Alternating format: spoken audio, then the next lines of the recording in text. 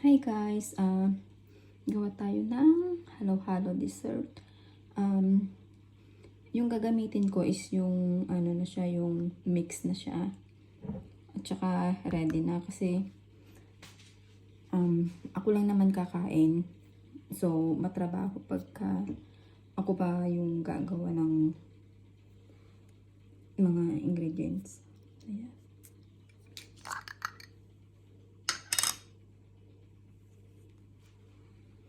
Ito yung ano ko, yung ice.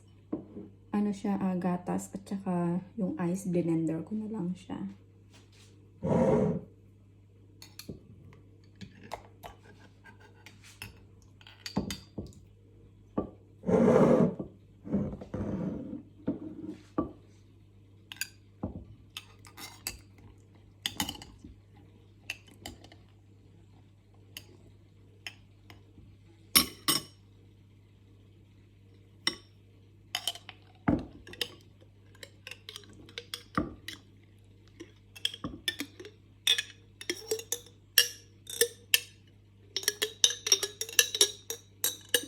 Okay, very convenient tong ganitong naka-jar na.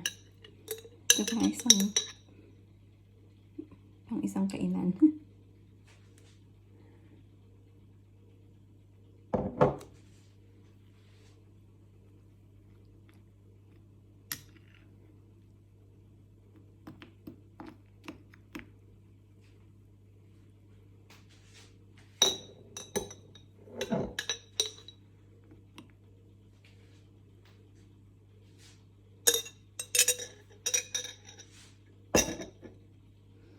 Actually, hindi ako gaanong gumagamit ng sugar. So, siguro, yung syrup na lang ng cream caramel yung gamitin ko. Ready na rin to.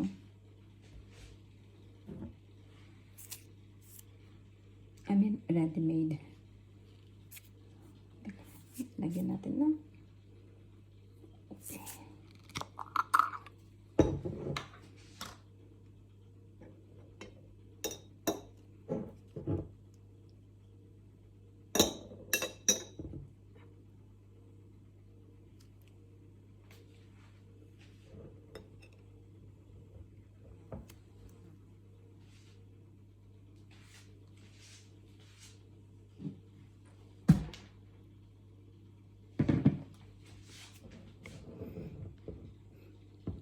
Actually, ilang bottle yung in-order kong halo-halo mix.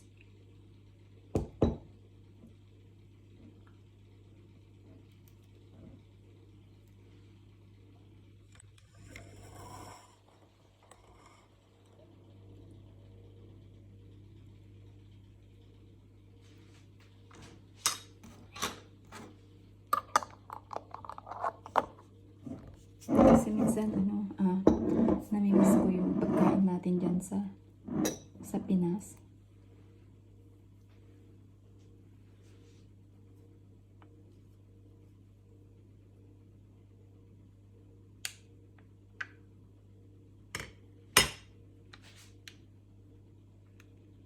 Tsaka etong halo-halo fruit mix, matamis na siya. So, minsan, konti na lang yung ilalagay mong sugar. So, since hindi naman ako ma-sugar, hindi ko na lang lalagyan ng sugar kasi matamis na tong cream caramel.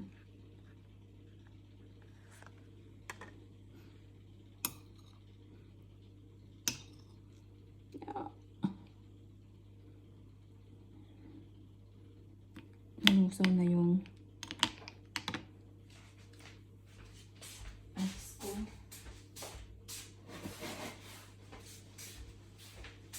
Actually, alas 12 na dito ng gabi. Kaso,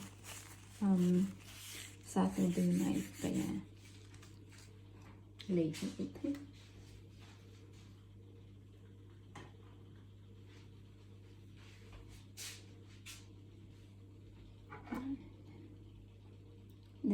gatas. May gatas na siya.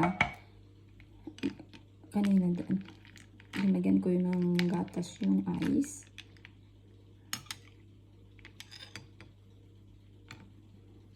So, dagdagan ko pa.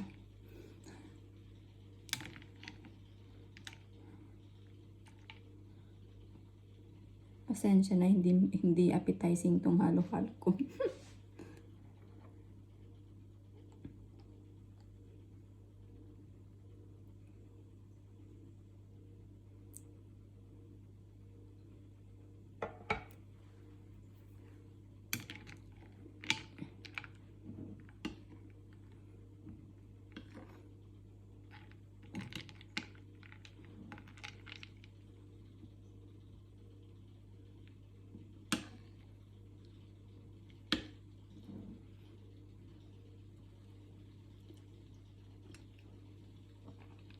Ako lang naman kasi kakain eh, kaya.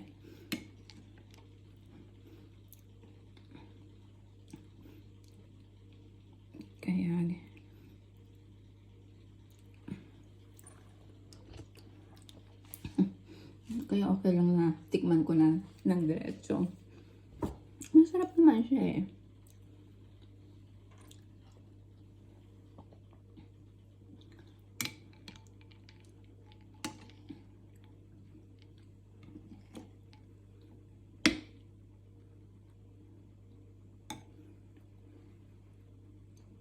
Parang hindi tuloy siya halo-halo. Parang naging bilo-bilo. Pero halo-halo pa rin. Mukha lang siyang bilo-bilo.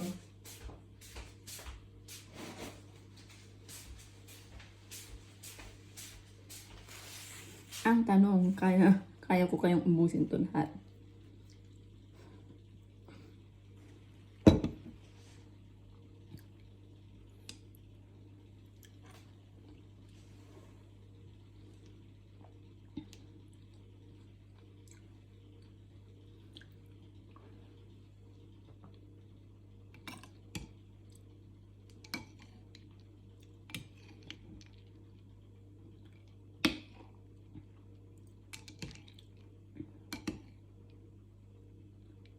Natin yung ube.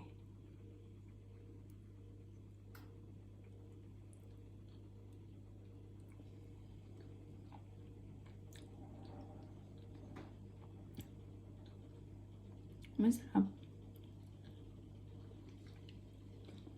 Hindi siya ganun katamis.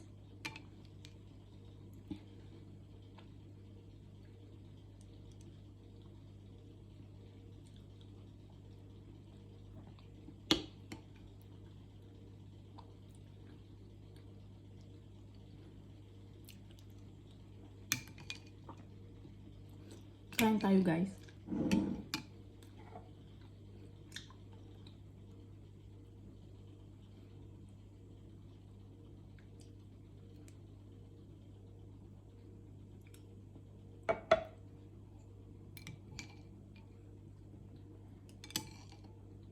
Mukha man siyang bilo-bilo, pero lasang halo-halo.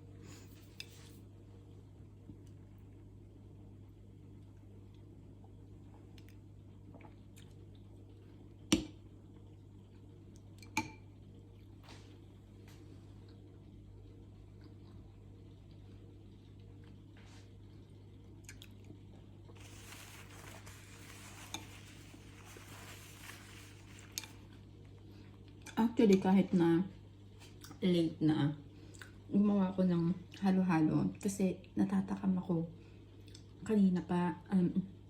Kasi nanood kasi kami kanina ng Barbie. So, natatakam na ako. Kaya sabi ko mamayang pagtulog ni Ellie, gagawa ako. Kaya ayun. Pagbaba ko, gumawa ko. So, kain tayo guys. And thank you for watching my halo-halo. Pero mukhang bilo-bilo. Bye. Thank you guys. Thank you guys for watching.